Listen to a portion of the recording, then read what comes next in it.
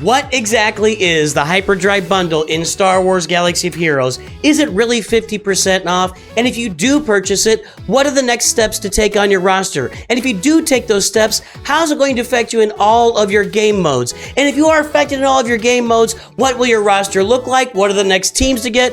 What do you do after you buy the Hyperdrive bundle? And if you give a mouse a cookie, will he buy the Hyperdrive bundle? This is my 2025 Hyperdrive Bundle Farming Guide for Star Wars Galaxy of Heroes. Well, greetings and hello there, everybody. It's me, your beloved Star Wars dad, Nooch2Good, and we're here today to talk about your pal and mine, this Hyperdrive Bundle, and everything you need to farm once you unlock it. But I have a quick request before we get that in motion. This is a graphic from last year's Hyperdrive Bundle Farming Guide. You can see we had 23,000 views in that thing as of today. 23,000 of you tuned into it, and only 28.6% of those views were from subscribers. So if you have not yet subscribed to the channel, please do the subscribing, hit it down there, get the alerts, come join us for some live streams, keep an eye out for our content, and do the liking, like and subscribe, everybody. Make my Mrs. Nooch a happy camper today, because I really don't want to get chewed out when we get off this video because I didn't get enough subscribers. Okay, I don't want to talk about it. It's a personal thing. Anywho, the Hyperdrive Bundle. Before we get into talking about specifics, let's talk about what is the Hyperdrive Bundle. It takes you immediately to level 85, which is the top level in Star Wars Galaxy of Heroes. And you get 20 ships and 73 characters. It takes you to the penultimate tiers on all sorts of stuff in the game. You still got to get some stuff done. And we look at all of the resources and characters available to you from unlocking the Hyperdrive Bundle. It goes all the way here, all the way down. You get all these characters at level 80 and 5 stars. It is about, I think it's about 1/4 of the characters in the game are right here. Then you can also get 22 ships, which is about, I think, 1/5 of all the ships in the game, something like that. I'm rounding off just as so assuming. You get a bunch of credits, a bunch of shipbuilding materials, a bunch of crystals. You get all sorts of energy to farm. You get all sorts of gear. You get everything you need to get your account started off right in Star Wars Galaxy of Heroes. And I will tell you, I've done the math. Even if you don't get the characters, the gear and the energy alone is worth more than the asking price of $49.99, or if you're on the web store, $47.49. Now, is it half off? The answer is no. It says 50% off. It bothers me they leave it up there. When the Hyperdrive Bundle first came out, boy, what, 5 years ago now? It was $100, and at some point along the way, they reduced it to $50, and they keep leaving that 50% up there for everybody. Yeah, whatever. Get it on PC client so you can get all this stuff unlocked for a little bit cheaper on your roster. Now, let's jump into this farming guide and talk about all of the awesome things that go along with the Hyperdrive Bundle. We have to start here with the overall goals for your roster in Star Wars Galaxy of Heroes. We'd start with Fleet Arena. In Fleet Arena, you climb to the top. You earn yourself crystals every day. If you're climbing up into the top 50, you earn crystals. Top 20, 50, you get 50 crystals a day for the top 50, 100 crystals a day for the top 20, and 200 for the top 10. Top 5 get 300 to 400. You earn a bunch of crystals in Fleet Arena. You want to be climbing in Fleet Arena every day that you can. Crystals are the currency of the game that drives all of the other currency. The crystals are what we base all the currency on in the game. Grand Arena is your game mode that you're going to be playing PvP in this game. You put your roster against somebody else's roster. I play Grand Arena here on the channel 3 times every week. You can watch those streams and videos. Lots of guides for Grand Arena, lots of stuff that's out there. Assault battles.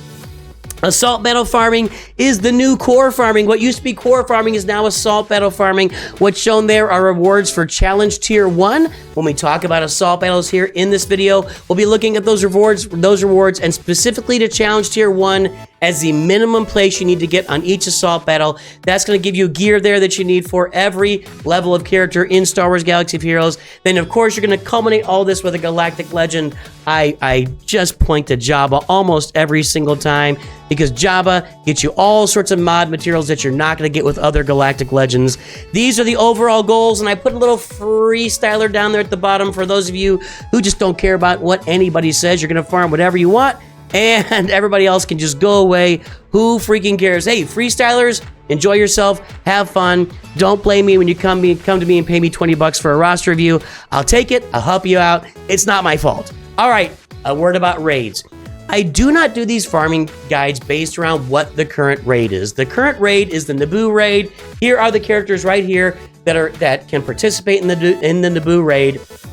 And yes, having some or all or several of these characters on your roster upgraded can benefit you when looking for a guild that's doing the Naboo raid that wants to bring you in and make you an active part of the guild. However, I don't do farming guides around the raids because the raids cycle in every 8 to 9 months, and we're here. We're actually late in 2024 right now. Maybe not even quite late, but we're toward the back half of 2024 right now with this 2025 Hyperdrive bundle farming guide. And I don't know what the next raid is. It'll be out probably early next year. And I just don't do farming guides around raids because they come and go every 8 to 9 months. And next, before we get started with all this stuff, I know there's a lot of caveats here, Lightspeed Bundles. Lightspeed Bundles continue to be made available in the game. And if you are a person who is considering purchasing the Hyperdrive bundle and/or has purchased the Hyperdrive bundle, you can look forward to Lightspeed Bundles being offered in this game at some random pace that nobody understands. And so, I don't know, man. It's tough to give you advice around Lightspeed Bundles, except that if you've got the means, they are worth every penny that you will sink into them. Generally speaking, unless you own all the characters already, then it's not, and you've already got them relicked, then it's not worth it. But these are great values, and our ways are a catch-up mechanic for people to catch up to end gamers or late gamers as early or mid-game players. They've really done a lot for a lot of people in this game, and they brought a lot of people back to the game. So I can't speak directly to Lightspeed Bundles. I'm going to talk about farming the Hyperdrive bundle without considering Lightspeed Bundles. And if you buy some Lightspeed Bundles along the way that help you even develop more teams or develop the teams that you farm here even further, bully for you. And if a Lightspeed Bundle comes out and you've already farmed the team, then you saved yourself a few bucks by doing that. Lightspeed Bundles are great, but I can't really direct you to them because we don't really know how it works. We have no direction. It's just a lot of randomness, a lot of random goodness for the community out there in Star Wars Galaxy of Heroes. Before you purchase the Hyperdrive bundle, several pieces of advice. One, you should play the game for a week, at least a week. You should just enjoy the game, get out there, have fun, learn how the game works, get the basics down.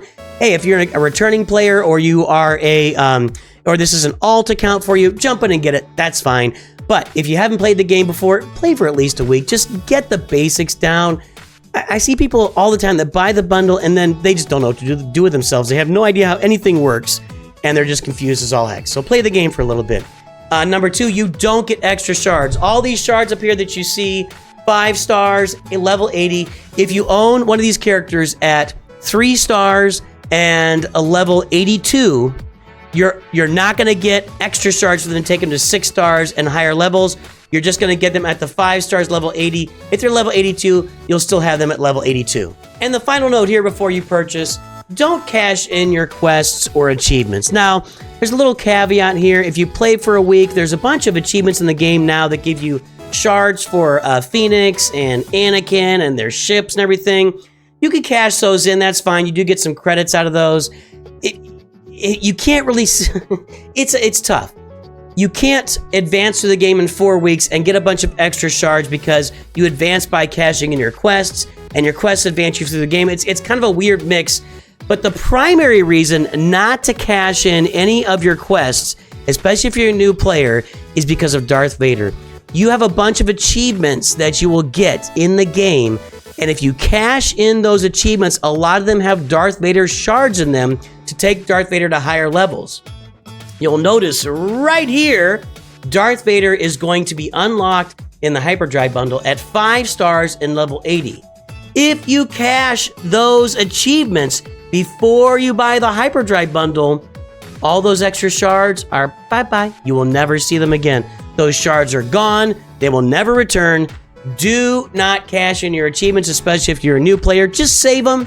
Play for a week, save all the quests, save all the achievements, and then cash it in later. You can't combine the faster new quests free-to-play experience with the Hyperdrive bundle. One overrides the other. So, but save them up to make sure that you get those Darth Vader shards. What'll happen is you'll unlock Darth Vader at 5 stars when you unlock the Hyperdrive bundle. Then you'll go in and cash in all your quests and achievements, and you'll have Darth Vader probably at 6 stars, maybe even at 7, depending on where you are in the game. You'll get Darth Vader to 7 stars very quickly if you don't cash them before buying the Hyperdrive bundle. I've been saying this for years. I hope you listen, but that's my warning right there.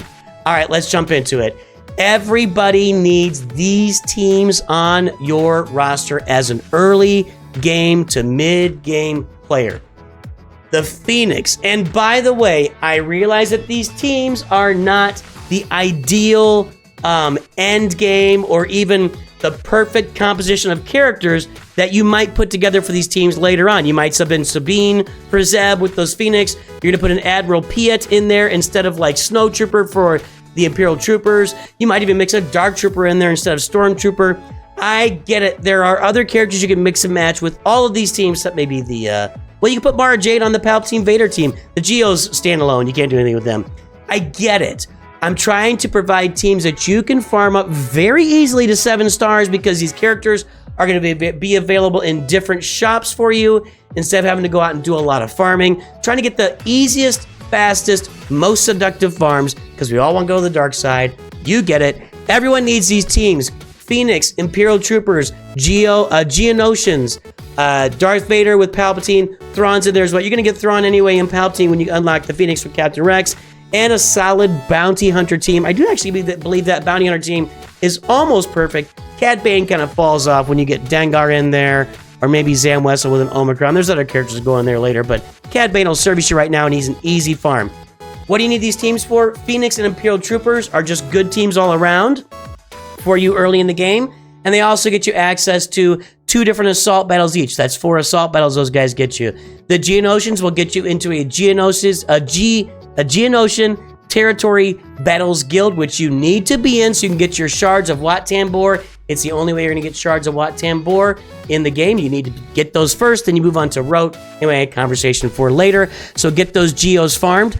Something else I was going to say there, and I lost it. Anyway, Palpatine, Vader, and Thrawn, just a really good early game team, mid game team to have, especially for Grand Arena and other game modes. Plus, they unlock other characters as well. And your bounty hunters are the key to a lot of different stuff in game. The Executor, the Millennium Falcon, Chewbacca, a lot of things happen to those bounty hunters. Not to mention, they're just a pretty good team for you in Grand Arena and other game modes as you move forward in the game. I was going to say something about guilds and geo territory battles. Oh yeah, go look at I've got plenty of videos out there, or a few videos, how to find a good guild in Star Wars Galaxy of Heroes. I'll try to put a pin up here if I can find this. I put my finger up. There's a pin. Look up there. How to find a guild in Star Wars Galaxy of Heroes, and the Geos are a big part of that. Next, let's talk about Fleet Arena. We're going through our parts of the game that we mentioned earlier. You know, we talked about your overall goals. There's Fleet Arena at the top. Fleet Arena, here's where you earn your crystals in the game every day, daily Fleet Arena. The #1 fleet that people will go for in this game is going to be that top one, the Executor, with all those bounty hunter ships. I mentioned bounty hunters. Did you forget I mentioned those bounty hunters? There they are at the bottom, not the ships, but the characters. Bounty hunters, boys and girls. Those bounty hunter ships that you see there, Admiral Piet is piloting it. Admiral Piet will jump into your Imperial Trooper team, as mentioned a moment ago. This is the classic, go straight for it, farm this Executor fleet. The farming paths are, the journey is laid out there for you. You'll get an Imperial Trooper team, you'll get a bounty hunter team out of that. They'll go along with it.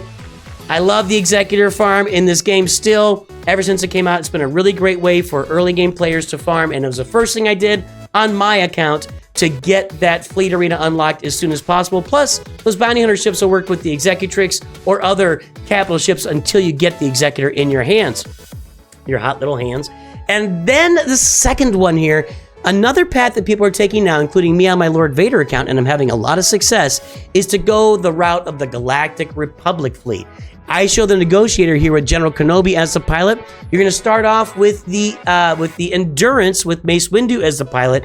You notice something? That Houndstooth, that's Bosk's ship. It goes in both those fleets initially. Eventually, it drops out of that. It drops out of that Executor or that Negotiator fleet.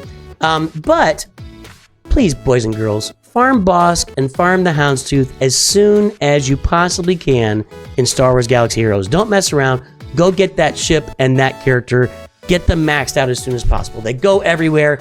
Biggest, best plug-and-play ship in the game. All right, so the Negotiator there. This is a really good fleet. The one that makes the biggest difference, though, comes in eventually at the bottom there, That's the Marauder. The Marauder is the Bad Batch ship. It is really resource intensive. It takes a lot of Kyrotex to get those Bad Batch farmed up to go along with the Marauder. So remember that while you're farming the Marauder. It takes you a while to unlock as well, but the Marauder elevates that Negotiator fleet to an end game fleet. And honestly, both of these fleets, if you went after just one of them, you probably would, and you got the Hyperdrive bundle, and you bought Lightspeed Bundles along the way, you're probably going to unlock these things at around the 6-month mark, maybe a little bit earlier, maybe a little bit later, depending on your other spending habits as well. They're both end game fleets. I still prefer the Executor. I just think it's a little better. With the AI on it, it's a little better on defense. Marauder's a little bit easier to beat, but they're both great fleets. And they both do great things for you in Fleet Arena in this game. Next, we're going to look at Grand Arena, and we already talked about all the teams that you've got to have anyway. Let me see here. Everybody needs these teams. These teams are going to perform really well for you in Grand Arena, especially early on. And as the game drags on and you fill in other characters like Piet on the Imperial Troopers or Dark Trooper on that team, you fill in Sabine instead of Zeb up there, you drop in Mara Jade on the Palpatine team, maybe you'll go get Starkiller, you get a bunch of bounty hunters in there to fill in. As you do that, these are great Grand Arena teams. These teams are going to help you in Grand Arena. Trust me, believe me now, hear me later. These teams are going to work for you in Grand Arena. But let's talk about some extra teams and or characters that can work in Grand Arena for you as well and aren't that difficult to farm. You just need to have some Omicrons available for all these teams. Wampa by herself is a solo artist team, and I gotta tell you, even on my main account right now in Kyber 3, I find a battle to use Wampa in almost every single round of Grand Arena. There's always a way to use Wampa all the way into the late game in Star Wars Galaxy of Heroes with her Omicron. She's great. To her right or left, whichever way you're looking at it, Qui-Gon Jinn with his Omicron and Jedi Knight Anakin. You can plug in other Galactic Republic Jedi to fill out that team if you'd like, but these two provide a nuclear bomb with the Omicron and Qui-Gon that drops a bomb on your opponents. I talk about this team all the time. It's amazing, especially early on, but even later in the game, late game, there are always opportunities to use it. Savage Opress by himself with his Omicron. Great solo artist early in the game. As you develop your roster, you're going to want to go get Traya and Nihilus and Scion, the Sith Triumvirate, and you're going to want to plug Savage Opress into that team to get a team that's going to carry you all the way through the late game and the end game. These are Grand Arena teams that go along with these Omicrons that will fill out your roster even more for the teams that everybody needs to have. Now, let's talk about Assault Battles. Assault Battle farming is really important in Star Wars Galaxy of Heroes. And if you remember back here on our first slide, we talk about just Challenge Tier 1. There are 3 Challenge Tiers, and there are also 4 tiers before you, 3 or 4 tiers, before you get to Challenge Tiers that give you bunches of rewards for each Assault Battle you do. Assault Battles run once a month, or the Inquisitor Assault Battle runs twice a month. I'm talking a lot about Inquisitors today. I kind of think that the payoff for that is challenging, and maybe the Inquisitors are more of a late game farm for everybody. But that's the reward for Challenge Tier 1 of the Assault Battles. We want to get you to at least that. If you get to Challenge Tier 2, you start getting even better rewards on these Assault Battles, except for one, right in the middle there, the Duel of the Fates with Obi-Wan, Padawan Obi-Wan, and Master Qui-Gon. That's a totally different Assault Battle, has totally different rewards, awesome stuff. It's better than the rest of them. So I love the farm for those guys. You should get those guys in your roster and get them to Relic 7 at least as soon as possible. Relic 9 if you're feeling ambitious. The Phoenix. You've already mentioned it. You should have this team on your roster. That's going to get you 2 Assault Battles to Challenge Tier 1. It's going to get you the Military Might and Secrets and Shadows. Later on in the game, you will round out and finish off Military Might with your CLS team, and you will round out and finish off Secrets and Shadows with your Night Sister team. But at the beginning of the game, the Phoenix will get you to Challenge Tier 1 on both of those, and a little bit farther if you work at it. The Imperial Troopers. These guys with Range Trooper is really important here, and I mentioned it a lot, but I want to make sure you understand. Range Trooper down there at the end, that's the trooper that has the magnets on their boots from Solo. They're going to do you a lot of good in these Assault Battles. In fact, Veers is the most important, Piet's second important, Range is third. Really important to get you to the final stages of these Assault Battles. You're going to get there the Forest Moon and the Rebel Roundup Assault Battles. These Imperial Troopers will do wonders for you. Even at Gear 12, you can probably get to Challenge Tier 2 in both those Assault Battles. We talked about Duel of the Fates already. Get these 2 guys. Padawan Obi-Wan, Master Qui-Gon are the only 2 characters required for Duel of the Fates, and the rewards from that assault battle, it clips all of the other assault battles significantly. Just take my word for it on that. Next, we get to the Places of Power assault battle. You're gonna start here with Palpatine, and then Darth Malak and Bastila Shan Fallen. That's gonna be part of your Old Republic and Sith Empire farm from KOTOR. Those three, along with 2 other random Sith, you can pick Darth Revan, Darth Vader. You can put Traya in there, you can put Nihilus in there, you can put a bunch of other Sith in there. But these 3 kind of drive the engine that takes you through the Places of Power assault battle. And the final assault battle I'm going to look at here today is the Ground War assault battle. Jedi Knight Revan, Grandmaster Yoda, and General Kenobi are going to be the ones that get you through Challenge Tier 1 and probably through Challenge Tier 2 with a couple of other Jedi thrown in, like maybe Ahsoka Snips and perhaps Jedi Knight Anakin. If you've got them, you can maybe use Jolie Bindo. There'll be some teams you can mix in there to get through Challenge Tier 1 and Challenge Tier 2 of that. To get through Challenge Tier 3 of the Ground War assault battle, you'll need Jedi Knight Luke, as far as you know. We'll be testing out some of these new Jedi here, but I still think you're going to need Jedi Knight Luke for that.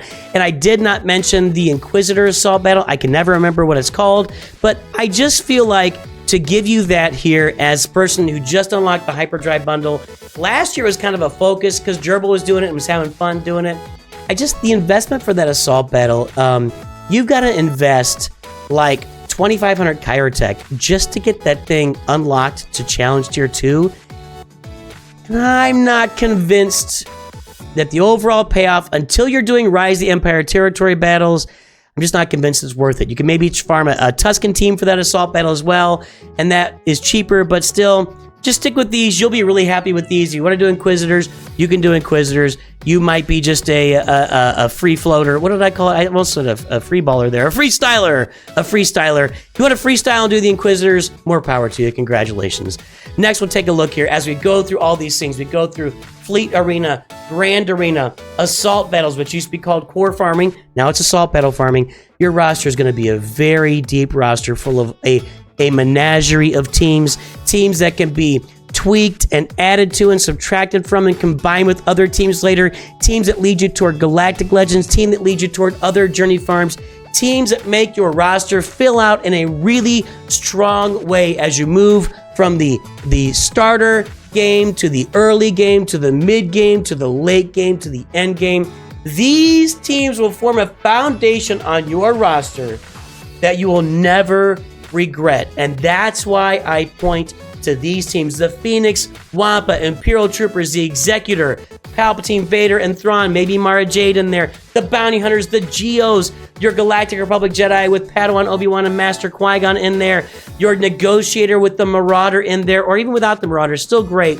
Jedi Knight Revan team, Darth Revan team, and your Darth Traya team. These are teams that will carry you a long way in this game, not only on their own, but also helping you farm up assault battles and all other aspects of the game. And lest we forget, here at the end of the video, I couldn't leave without this. I did not talk about CLS in this video. I did not talk about Jedi Knight Luke.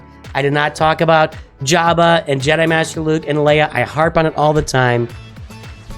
Commander Luke Skywalker, that team you're seeing right there at the top, is the key to a lot of great and important stuff in this game. Not only is it a great team that can do the military might assault battle at low levels, it is also a team that, along with some other farming, is needed for Jedi Knight Luke.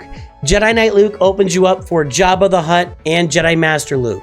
The CLS team itself opens you up for Galactic Legend Leia. It's not the only thing required, but it's a big chunk of all of these farms that you see on the screen right here in front of you. And I am going to tell you, if you are going to farm a Galactic Legend first, I am a huge Jabba honk. Every month, I've made a video on it. I talk about it all the time.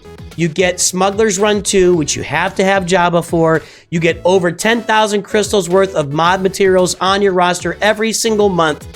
That alone is worth having Jabba the Hutt, not to mention his performance in other game modes like Territory Wars, Territory Battles, Grand Arena. Jabba is a monster in Star Wars Galaxy of Heroes.